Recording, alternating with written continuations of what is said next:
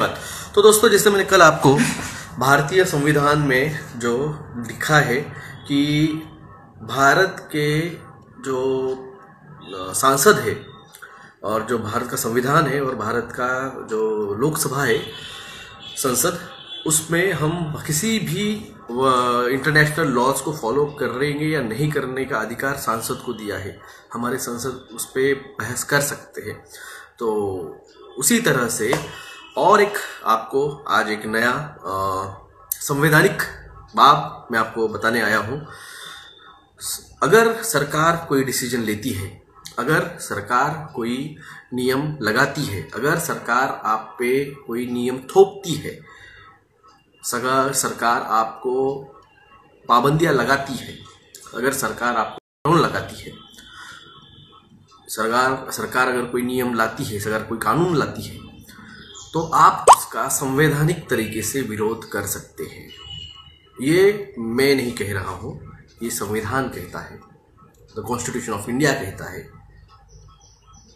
और ये कहा गया है आर्टिकल जो है कॉन्स्टिट्यूशनल आर्टिकल्स 19 के तहत। क्या कहता है आर्टिकल 19? आर्टिकल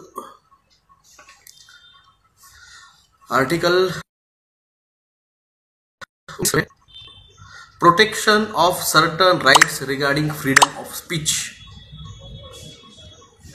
आर्टिकल 19 जिसके तहत मैं बात कर रहा हूं, ये जो का है, ये जो बाकी सारी चीजें हैं। एक मिनट भाई, ना थोड्या इंटरव्ह्यू मध्ये लाईव्ह घेतले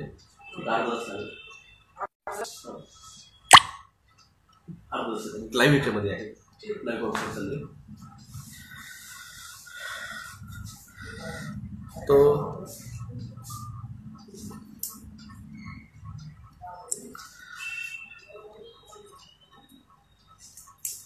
हाँ, sorry, link to protection of certain rights regarding freedom of speech, ये जो संवैधानिक अधिकार है, इसके तहत ये मैं बात कर रहा हूँ। ये मेरे दिल की बात नहीं, ये संविधान कहता है आपका यानी मेरा भी।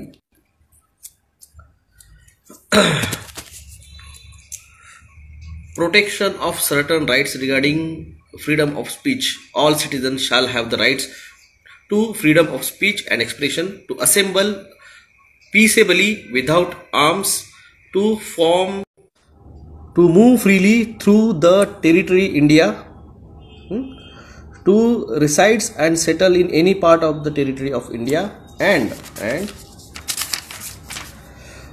to practice any profession or carry on any occupations, trade, business, nothing subjects। तो ये थर्ड पॉइंट क्या है?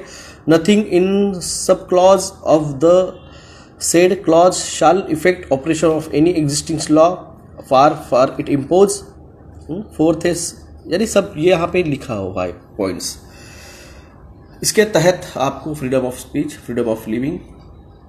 और ख़ास बात है, ये जो मोदी साहब अभी article 19 available against the state of the attention to practice of freedom enumerated in the article, some controversy existed in the past whether the operation of the article is ruled out and article 21-22 apply। Article 21-22 भी दिखाऊंगा आपको क्या है पे।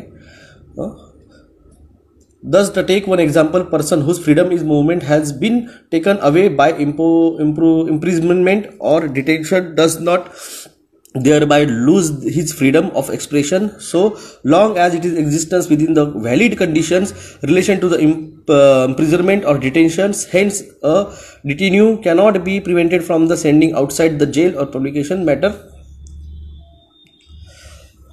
क्या है? Citizen and corporations. अभी ये जो कॉरपोरेशन है, जो भारत सरकार जो बेच रही है सबको, तो इनको भी कैसे वापस लिया जाए, इसके भी बारे में यहाँ पे है provision. The freedom under the article, अभी जो यूट्यूब ने और ट्विटर हैंडल ने और जो फेसबुक ने हमारे राइट फ्रीडम ऑफ स्पीच जो दबा के रखा है, इसके लिए मैंने उनको नोटिस भेजी है। तो ये यूट्यूब वालों को भी मेरी एक वार्निंग है कि इसके तहत आप हमारे भारतीय संविधान में लिखा हुआ है, कॉर्पोरेट यूट्यूब कॉर्पोरेशन है प्राइवेट लिमिटेड, आप हमारे असंवैधानिक अधिकार को दबा नहीं सकते हो। The freedom under the article 19 limited to the citizen and if literally construed, these freedom would not be available to corporations because corporations cannot be taken of having a possessing citizenship। तो ये YouTube जो है ये क्या हमारे भारत का citizen नहीं है, तो इसको कोई अधिकार नहीं है हमारे संवैधानिक फ्रीडम्स को दबाने का। But it has been held the shareholders can challenge the validity of a law of the ground violation of the fundamental rights and the company may join such proceedings with the proper pleases. तो इनको हमने notice भेजी है ये citizen and corporations को। और एक बात आती है अनकॉर्पोरेटेड एसोसिएशंस। तो ये जो अनकॉर्पोरेटेड एसोसिएशंस जो है इनके लिए भी कायदे हैं, citizens and the validation of law. The consideration which generally prevail judging the validity in law context of the articles are whether a law impose a restriction on the freedom in question, whether a restriction has been imposed by the law, whether the restrictions are reasonable, whether the restrictions besides being reasonable is imposed one of the specific purpose relevant to the freedom questions, assuming applicable clause out of clause and articles. The test and the reasonables, nature of the infringement, understanding purpose of the restriction imposed, evils sought to be remedied by the law. Evils sought to be the remedy by the law. It takes extends and urgency. How far the restrictions is on not proportion to the evil. ये हमारे धंधे पानियों को बर्बाद कैसे नहीं कर सकते हैं ये रिस्ट्रिक्शंस, इसका मुझे भारत सरकार और हमारे हेल्थ मिनिस्टर और मुख्यमंत्री साहब इसका जवाब दें। आप शॉप्स बंद कर रहे हो, आप बिजनेस बंद कर रहे हो, लोगों ने लोन लेके रखे हुए, उनके लोन अगर नहीं ये सॉल्व होंगे, prevailing condition at the time, अगर ये जो कॉन्स्टिट्यूशनल राइट्स है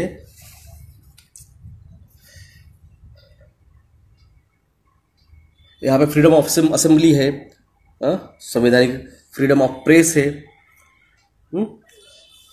फ्रीडम ऑफ मूवमेंट है, अगर आपको कोई मूवमेंट चलानी है तो आप चला सकते हैं।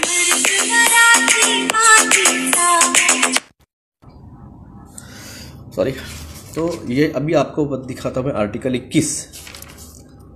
What is article 21?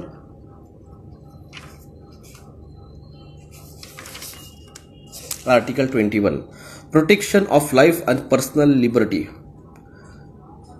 तो ये जो कल एक वीडियो आया है जहाँ पे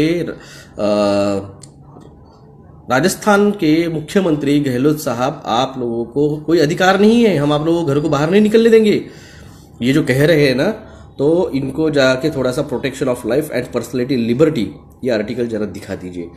इसका स्क्रीनशॉट निकाल के रख लीजिए। अगर आपके पास संविधान नहीं है, संविधान की कॉपी, तो इसके आप स्क्रीनशॉट निकाल के रख लीजिए।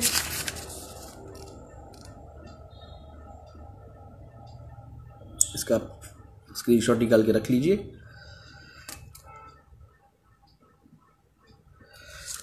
Prisoner already in jail for 8 years, prisoner restriction, prison classification, आप हमें इस तरह से प्रिजन में नहीं डाल सकते हो। यहाँ पे इसके लिए पूरे संवैधानिक तरीके से दिया गया है। अब आता हूँ आर्टिकल 23 पे। और एक आर्टिकल है protection against the arrest and detention in certain cases. तो ये भी स्क्रीनशॉट लेके रख लीजिए।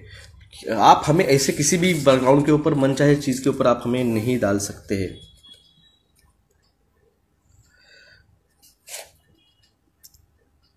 ये है आर्टिकल 23। आर्टिकल 23 जो है वो prohibition of traffic in human being and the force labour. आप ज़बरदस्ती करके हमें ह्यूमन ट्रैफिकिंग और ह्यूमन बिहेवियर के लिए प्रोवोक नहीं कर सकते हो। आर्टिकल 24 है prohibition of the employment of children and factories. Article 25 है freedom of conscience and free profession and practice and propagation of the religion. जो मैं आपको कहता हूँ, आर्टिकल 25 के तहत हमें रिलीजियस एग्जम्पशन चाहिए, ये है फ्रीडम ऑफ द कॉन्शियस। और एक है आर्टिकल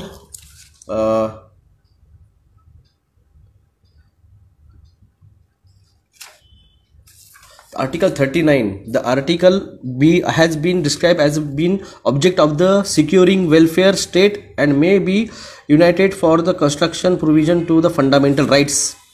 स्टेट्स जो बने हैं ये आपके फंडामेंटल राइट्स को और एस्पेक्ट को बचाने के लिए बने हैं। तो ये जो बोल रहे हैं मुख्यमंत्री साहब कि हम आपको यूँ कर दें, हम आपको वो कर देंगे, तो यहाँ पे directive principle of state policies. तो स्टेट्स डेफिनेशन क्या है? States in this part unless and context otherwise required the state has the same meaning as it in part 3। तो आपके जो राइट्स है उनको बचाने के लिए स्टेट्स बनाए गए हैं। Equal justice and free legal aid, आप लोगों को फ्रीली लीगली बचाने के लिए सब चीज़ें हैं और इस तरह से आप लोग उनको प्रोवोक नहीं कर सकते हो। Uniform civil code for the citizens, तो मेघालय कोर्ट एक डिसीजन दे रहा है और राजस्थान के मुख्यमंत्री एक डिसीजन ले रहे हैं, या ऐसे नहीं हो सकता है। By the article 44 uniform civil code for the everyone, तो इसलिए कोई भी स्टेट हाई कोर्ट का डिसीजन ये एक कानून समझा जाता है। तो मेघालय हाई कोर्ट अगर डिसीजन दे रहा है कि देयर इज नो मैंडेटरी, तो ये पूरे राज्यों के लिए ये लागू होता है। ये आर्टिकल 44 है।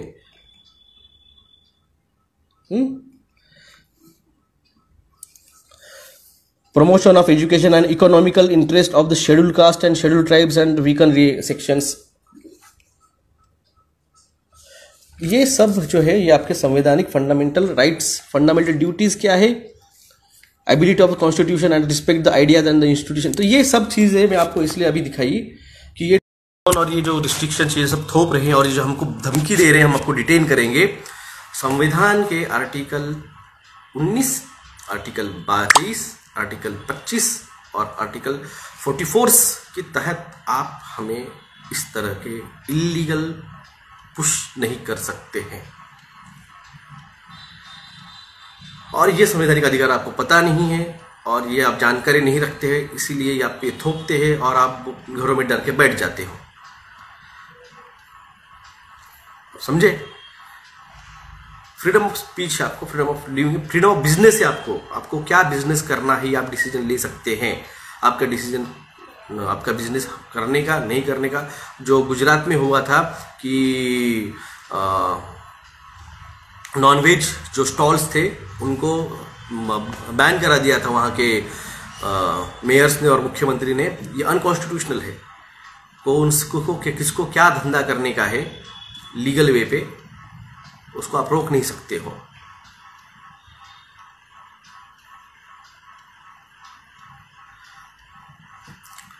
तो इसलिए आप लोगों से रिक्वेस्ट है, आपके संवैधानिक अधिकार को जानिए, आपके कॉन्स्टिट्यूशनल राइट्स को जानिए।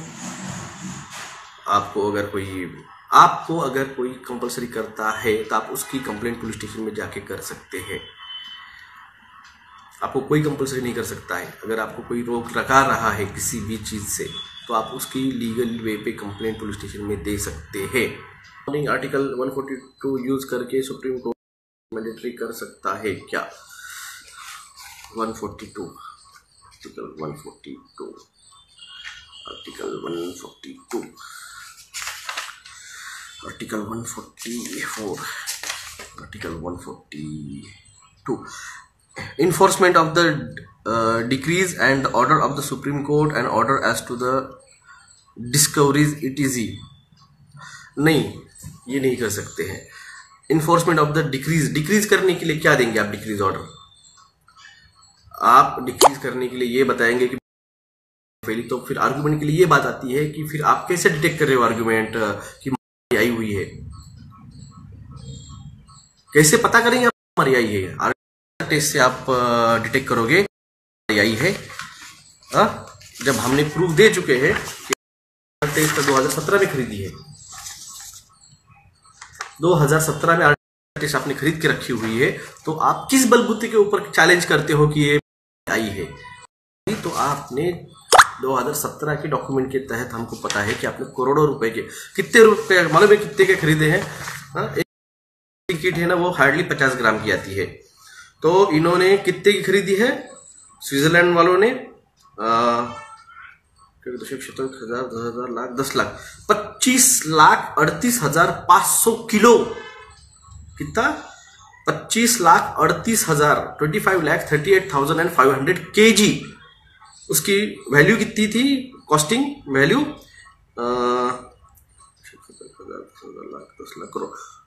2,36,84,716 $2,36,84,716 वैल्यू की स्विट्जरलैंड ने 2017 में खरीदी थी।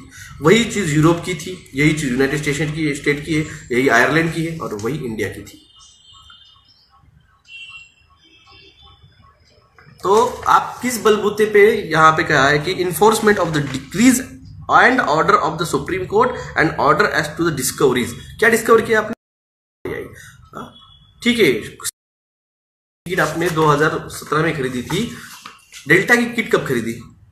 क्या इनके किट से आप डेल्टा डिटेक्ट कर रहे हो? ठीक है, आपने डेल्टा कर लिया, अब आप बात कर रहे हो तो आप उसी टेस्टिंग किट पे 2017 की आप 2022 का उनको डिटेक्ट कर रहे हो। ऐसे कैसे हो सकता है? ये जो चश्मा है मेरा, ये मेरा चश्मा, ये मेरा चश्मा है, मेरे आंखों का नंबर का चश्मा है। तुम्हारे आंखों का नंबर का चश्मा तुम्हारा अलग रहना होना चाहिए। तो इस तरह से वो हम पे 142 के तहत इम्पोज नहीं कर सकते हैं, क्योंकि आपके पास वो टूल ही नहीं है जिससे आपको डिटेक्ट करने वाले हो। तो इसलिए ये नहीं हो सकता है कॉन्स्टिट्यूशनल की संवैधानिक तरीके से। इसलिए मैं आपको कहता हूँ, आपके जाके संविधान जो सांसद है, जो एमएलएज है, जो विधायक है, उनके पास जाइए, उनके पास इसका स्क्रीनशॉट लेके जाइए और ये लेके जाइए और बोलिए हम ये नहीं चाहते हैं। अगर आम आदमी पार्टी को लगता है, अगर ममता बनर्जी को लगता है, अगर कांग्रेस पार्टी को लगता है, अगर शिवसेना को लगता है, अगर बसपा को, सपा को लगता है, तृणमूल को लगता है कि हम भी यही करके हम बाद में सत्ता में आ जाएंगे, ऐसे भ्रम में मत बैठिए। कोई अगर थर्ड पार्टी अगर खड़ा हो गया ना, एमआईएम वाले भी वैसे ही है। आप संविधान में हो ना, आपके लोग दो संविधान में बैठे हुए हैं ना, हर किसी के, आम आदमी के पार्टी के, राष्ट्रवादी के, शिवसेना के, कांग्रेस के, सपा के, बसपा के, एमआईएम के है। हमने ये सारा नाटक खोल दिया है।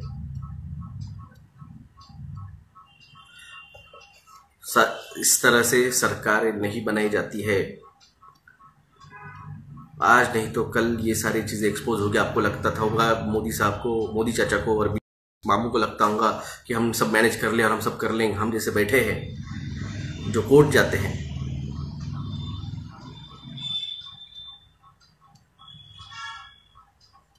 तो इसलिए जागिए, जगाइए,